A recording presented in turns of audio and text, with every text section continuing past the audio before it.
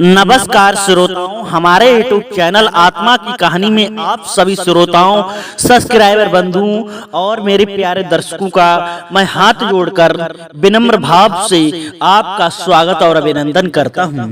श्रोताओं, आज मैं आपको एक ऐसी कहानी के माध्यम से बहुत ही ज्ञानवर्धक प्रेरणादायक कहानी सुनाने जा रहा हूं। अगर आपने यदि मेरी इस बात को स्मरण कर लिया तो कभी आपके घर पर कलेश नहीं होगा, कलह नहीं होगा। श्रोताओं, आपसे विनम्र निवेदन है, वीडियो के समाप्ति तक जरूर बने रहें।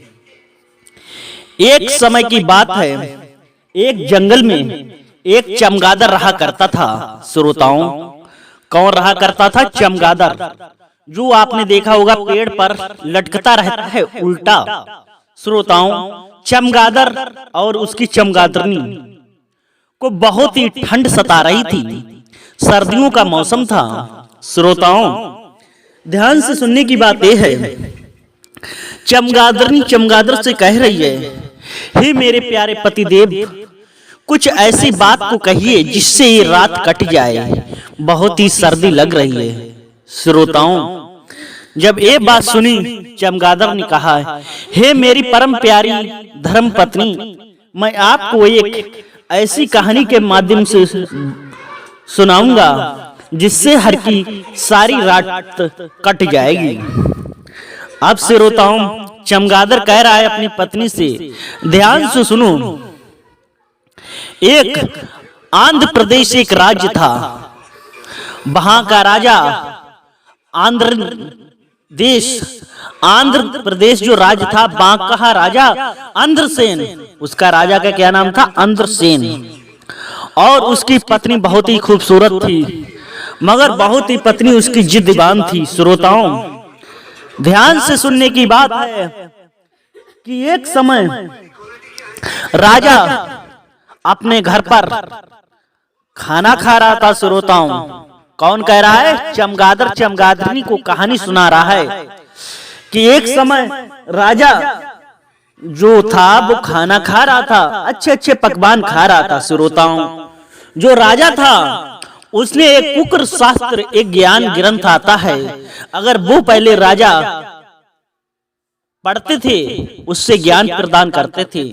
अगर जिसने उस ग्रंथ को जो राजा पढ़ लेता था, उसे जीव जंतु पशु पक्षी की भाषा का ज्ञान हो जाता था। जीव और जंतु जो कहता था उसे राजा पहचान लेता था कि ये जीव और जंतु क्या कह रहा है। श्रोताओं, जब राजा भोजन कर रहा था और उसकी उस समय रानी कुछ सब्जी लेने के लिए, कुछ भोजन लेने के लिए अंदर रसोई में गई हुई थी।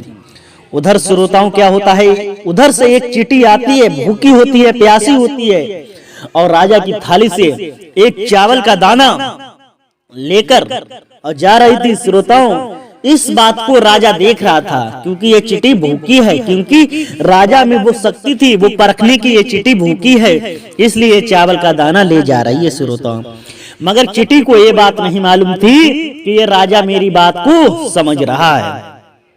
श्रोताओं, जब चींटी दाना लेकर पहुंची, ये कहानी कौन सुना रहा है? ये चमगादड़ अपनी धर्मपत्नी चमगादड़नी को सुना रहा है। श्रोताओं, जब वो चींटी चावल का दाना लेकर रास्ते में पहुंची, उधर से एक चींटा आ रहा था। जब चींटा ने चींटी को चावल का दाना लेकर आते हुए देखा, तो चींटा चींटी से कह रहा है कि मुझे ये दाना दे दो। चींटी कह रही, ये दाना मैं बहुत ही मेहनत से लाई हूँ, मेरे बच्चे भूखे हैं, मैं उनको खिलाऊंगा।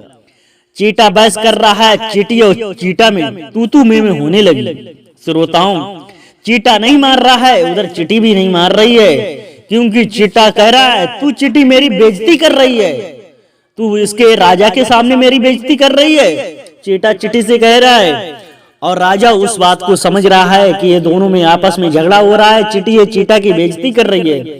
श्रोताओं, मगर चींटा चींटी को क्या पता है मेरी राजा बात को समझ रहा है। श्रोताओं, चींटी ने जब राजा की चींटा की बेइज्जती कर दी और कह दिया।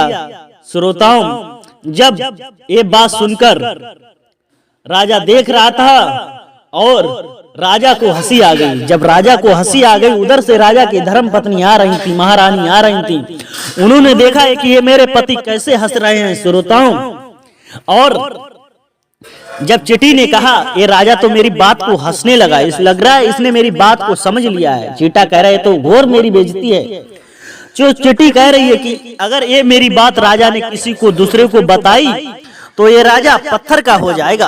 क्या हो जाएगा श्रोताओं? पत्थर का। कुछ समय बाद जब पत्नी आई, महारानी आई, रानी आई, रानी ने राजा से कहा कि है राजन, आप हंसे क्यों?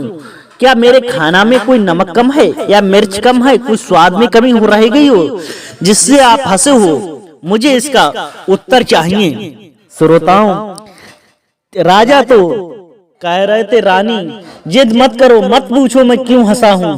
श्रोताओं, नहीं, रानी कह रही है मुझे बताओ जरूर, क्योंकि औरतों की हट होती है, रानी की हट होती है, क्योंकि कुछ हट ऐसी होती हैं वो मरवा देती हैं। श्रोताओं, कभी हर काम की जिद नहीं करनी चाहिए। राजा कह रहा है, हे रानी, जब तुम बार बार पूछ रही हो तो मैं तुम्हें बता रहा हूँ। बताने से पहले चलो, मैं जंगल में चलूंगा, वहीं पर एक नदी के किनारे मैं आपको बताऊंगा। श्रोताओं, राजा अपनी रानी को लेकर जंगल की तरफ चल दिया। चलते चलते श्रोताओं, जब जंगल में पहुंच गया, वहां पर एक कुआं था। क्या था? कुआं, जिसे बाबरी बोलते हैं श्रोताओं। और जब कुआं पर एक घास का टुकड़ा था, उधर एक बकरी बकरा चुंग रहा था। श्रोताओं, बकरी बकरे से कह रही है, हे मेरे पति देव, जाओ उस घास का टुकड़ा उठा लाओ। श्रोताओं, उधर राजा खड़े हुए हैं, रानी भी खड़े हुए हैं। तो बकरा क्या जवाब कह रहा है? अरे बकरी, मैं तेरी तरीका मूर्ख थोड़ियों हूं, इस राजा की तरीका, ये रानी की तरीका मूर्ख थोड़ियों हूं। अगर मैं इसको तुझे लाके दूंगा तो मेरी भी बेइज्जती हो जाएगी। देख तो ये बाल हट कर रही है, राजा नहीं बताना चाह रहा, इसलिए रानी पूछने जा रही है। थोड़ी देर में राजा पत्थर का बन जाएगा। श्रोताओं, जब बकरा ने ये बात कही, मगर राजा तो समझ गया था, क्योंकि वो पशु पक्षी जीव जंतु की भाषा जान रहा था। राजा को फिर से हंसी आ गई। श्रोताओं, रानी ने फिर पूछा कि तुम क्यों हंसे? राजा बोला, मत पूछो मैं क्यों हंसा। श्रोताओं, रानी ने कहा, बताओ। राजा ने कहा, अगर आप मुझसे पूछ रही हो तो इससे पहले मत पूछो, मैं पत्थर का बन जाऊंगा। रानी कह रही, नहीं राजा, मुझे बताओ जरूर, क्योंकि उसने कह दिया कि मैं पत्थर का बन जाऊं। फिर भी रानी नहीं मान रही थी, क्योंकि वो अपने हट पर डटी रही। राजा कह रहा, श्रोताओं, कि मैं जब खाना खा रहा था तो एक चींटी थी, वो मेरा चावल का दाना लेकर जा रहे थे, उसे रास्ते में चींटा ने घेर लिया। तो चींटा की चींटी ने बेइज्जती कर दी। तो चींटी ने कहा, ये बात मेरी लग रही है, मुझे हंसी आ गई कि राजा ने मेरी बेइज्जती सुन ली है। अगर ये बात राजा किसी को बताएगा तो राजा पत्थर का हो जाएगा। श्रोताओं, जब ये बात राजा कहता है, रानी को बता रहा है, तो राजा का आधा शरीर पत्थर का हो गया। श्रोताओं, रानी से कह रहे, अब भी मत पूछो, मैं आधा शरीर मेरा पत्थर का हो गया। श्रोताओं, रानी कह रही, नहीं पूछी, पूरी बात बताओ, आप यहाँ पर क्यों हंसे थे जंगल में बकरा को देखकर? श्रोताओं, क्योंकि जो कुआं पर एक घास का टुकड़ा था, बकरी ने बकरे से कहा कि हे मेरे पतिदेव, घास का टुकड़ा ले आओ। तो वो बकरा बोला कि मैं इस रानी की तरीका मूर्ख नहीं हूँ, जो मैं तेरी बात मानकर ये मैं घास का टुकड़ा लेकर तुझको खिला दूं, क्योंकि मैं तेरी जिद पूरी नहीं कर सकता हूँ। देखिए, इस रानी की जिद के कारण आज राजा पत्थर का बनने जा रहा है। श्रोताओं, क्योंकि जब ये बात कही, राजा पूरा शरीर राजा का पत्थर बन गया।